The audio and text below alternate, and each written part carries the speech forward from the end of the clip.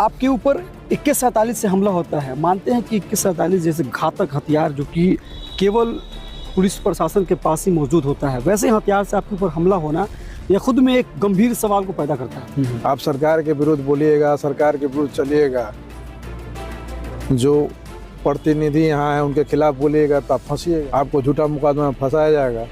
यही हम लोग के साथ, दोनों भाई के साथ यही होता है। बिना विरोधी क्षमा था, वो तो किसी भी स्तर से नहीं चाहा कि हम लोग जिंदा भी रहें। SN लाइव, सच सबसे आगे। आपके ऊपर 2147 से हमला होता है। मानते हैं कि 2147 जैसे घातक हथियार जो कि केवल पुलिस प्रशासन के पास ही मौजूद होता है, वैसे हथियार से आपके ऊपर हमला होना यह खुद में एक गंभीर सवाल को पैदा करता है।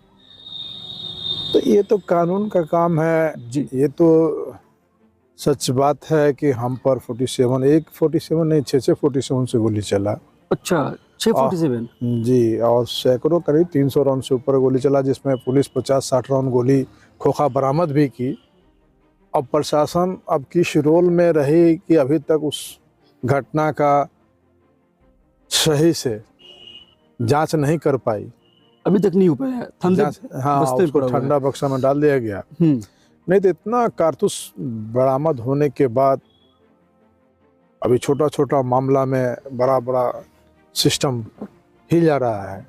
हम पर इतना बड़ा कांड हुआ और उसमें प्रशासन निष्क्रिय रूप से, अब इसको निष्क्रिय न बोला जाएगा, निष्क्रिय रूप से अपना काम की। इस पर अगर सही से काम करती तो सामान भी बरामद होता, लोग पकड़ाए भी कुछ, तो कुछ बरामद नहीं कर पाए।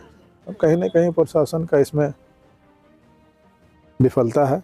कहा जाता है कि एक ज़माने में आपका भी एक लंबा चौड़ा आपराधिक इतिहास था, उसके बाद से आपने अपराध की दुनिया से तौबा करने के बाद राजनीतिक में आए, इसमें आकर के लोगों की सेवा कर रहे हैं। अब तो क्या उद्देश्य है? देखिए, क्या मकसद है? आप किसी सिस्टम के खिलाफ लड़िएगा ना तो अपराधी कहलाइएगा, समझे जी। और हमारी जो लड़ाई थी, हमारा जो सिद्धांत था, गरीबों को मदद करना, कहीं जुल्म हो रहा तो आवाज़ उठाना, तो इस पे अब कोई ऐसा लोग तोहमत लगता है उससे हमको कोई दिक्कत नहीं है। रही बात लोग कहते हैं आपराधिक इतिहास की बात में, तो कानूनी रूप से भी हम तो हर केस में बरी हैं। सरकार के विरुद्ध थे, कोई ऐसा घटना घटता था तो रईस खान पर थोप दिया जाए, खान बरदस पर थोप दिया जाए। आई राजनीति में चलता है, जिसके लेकर हम लोग भी बहुत परेशान रहे, मगर ऊपर वाला का एहसान है, अल्लाह का बहुत बड़ा एहसान है कि जितना लोग फंसाने का कोशिश किया उतना आसानी से हम लोग केस से निकल गए, बरी हो गए। कहा जाता है कि आप लोग 3 भाई हैं, जिसमें 2 भाई ही अक्सर मीडिया में बने रहते हैं, एक भाई को आप अलग रखे हुए हैं। तो वो आपके भाई भी पिछले दिनों में चुनाव लड़े थे रघुनाथ विधानसभा क्षेत्र से।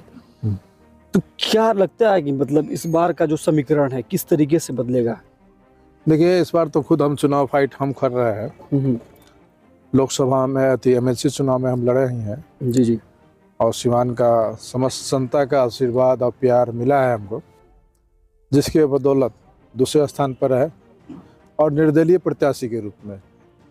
ये खुद में तो बड़ा एक बड़ा मान लें कि जनसलाब मेरे साथ था। हार जीत तो लगा ही रहता है, जो लड़ता है वही हारता है और जीतता भी है। अब के दौर में क्या कहेंगे? आज के जो मौजूदा राजनीतिक हालात है सीमान का, कहीं विकास नहीं हो पा रहा है। सीमान को जिस तरीके से सीमान को ऊंचे स्तर पे जाना चाहिए था, डॉक्टर राजेंद्र प्रसाद की धरती सीमान को कही जाती है, जो कि देश के प्रथम राष्ट्रपति हुआ करते थे। तो इस तरह की बात और सीमान में विकास, क्या कहेंगे? देखिए, सिवान के विकास की जहाँ तक बात है तो विकास का काम सरकार, यहाँ का जो जनप्रतिनिधि, जो जीते हुए प्रतिनिधि हैं, उनको करना चाहिए था, कराना चाहिए था। हम लोगों को तो अभी कोई स्थान नहीं मिला है। जिस दिन स्थान मिलेगा तो सिवान का विकास चरम सीमा पर होगा। विकास बोलेगा। विकास बोलेगा। अच्छा, कविता सिंह से जिससे मुलाकात होती है आपकी?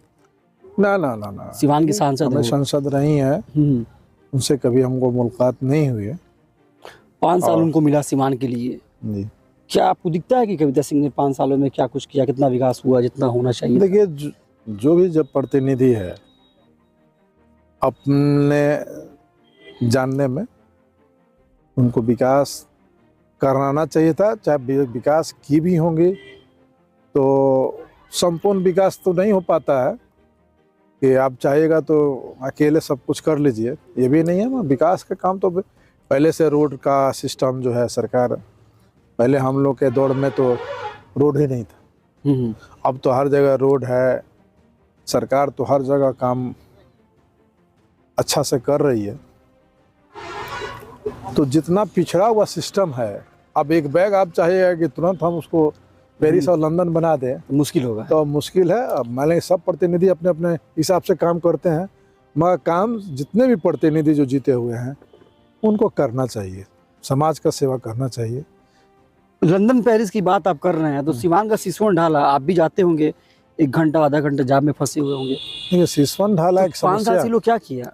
देखिए सिसवन ढाला आज 5 साल का मतलब नहीं है, ये करीब लगभग 10-15 साल से ये पेंडिंग मैटर है। जबकि अच्छा। ये केंद्र सरकार से पास हो चुका था, यूपीए के सरकार में ही हमारे अंदाज से जिस समय यूपीए का सरकार था उसी समय ही पास हुआ, मगर किसी राजनीति के तहत अगर कोई काम रुकता है तो ये भी अच्छी बात नहीं है, जिसके वजह से आम जनता को कितना परेशानी होता है वहाँ, कितना अगर इमरजेंसी हो तो रास्ते में लोग मर जाते हैं जाम की वजह से। तो ये जाम तो सिवान के लिए बहुत बड़ा समस्या है ही। अगर हम पेशेंट हैं, अगर हमको अगर समय से अगर नहीं इलाज हो फिर डेथ हो जाएगी, तो फिर डेथ होना ही है। और इस सिसवन ढाला सबसे बड़ा कारण है। दूसरा बात है कि ढाला के बगल में रेक पॉइंट है, जबकि रेक पॉइंट को कम से कम वहाँ से 2-4 किलोमीटर दूर होना चाहिए था। जैसे कि अब रेक पॉइंट जब भी लगता है तो गाड़ी अप डाउन करता है, जिसकी वजह से घंटों बंद हो जाती है। तो ये तो समस्या है। या तो जल्दी इसका निदान हो, पुल का भी निदान हो, चाहे रेक पॉइंट को वहाँ से हटा के दूसरी जगह भी लाया जा सकता है। राजनीति को काफ़ी अच्छा समझ ले रहे हैं अब, जहाँ तक लगता है कि एक एक पॉइंट को लेकर के आपने बताया इस तरीके से होता तो इस तरीके से उस प्रॉब्लम को सॉल्व किया जा सकता था। देखिए राजनीति तो हम लोग आज से नहीं ना कर रहे हैं बाबू, हम राजनीति 2000 से कर रहे हैं। और जब आदमी राजनीति करता है तो उस पर मुकदमा होता है। आप सरकार के विरुद्ध बोलिएगा, सरकार के विरुद्ध चलिएगा, जो प्रतिनिधि यहाँ हैं उनके खिलाफ बोलिएगा तो आप फंसिएगा, आपको झूठा मुकदमा में फंसाया जाएगा। यही हम लोग के साथ, दोनों भाई के साथ यही होता है। आरजेडी की सरकार में पूरा फंस गए। हाँ, फंसते चले गए, हर मामला में फंसाया गया। जो भी बिना विरोधी खेमा था वो तो किसी भी स्तर से नहीं चाहा कि हम लोग जिंदा भी रहें। मालिक जिंदा आप तो साथ थे ना उनके? जी आप तो उनके साथ थे। लोग कहते हैं कि हमने आप जिनका नाम लेना चाह रहे हैं, हमने उनके साथ कभी नहीं रहा। अच्छा। हमने भैया से, बड़े भाई से उनका संबंध अच्छा रहा है। अब किस कारण बिगड़ा समझ सिवान की जनता भी जानती है। अभी तो आप नए नए हैं, धीरे धीरे सब जान जाइएगा। नहीं, हम भी समझ रहे हैं जो आप कहना चाहते हैं। तो ये सब चीज़ जो बीता हुआ कल को चर्चा उस पर करना बेकार चीज़ है। देश और दुनिया की ऐसी ही खबरों को पाने के लिए जुड़े रहिए हमारे साथ। और हाँ, अगर आप वीडियो को फेसबुक पर देख रहे हैं तो हमारे फेसबुक पेज को लाइक करें, और अगर आप यूट्यूब पर देख रहे हैं तो यूट्यूब चैनल को सब्सक्राइब करना मत भूलिए। वीडियो को लाइक कीजिए, शेयर कीजिए और अपने कमेंट जरूर दीजिए।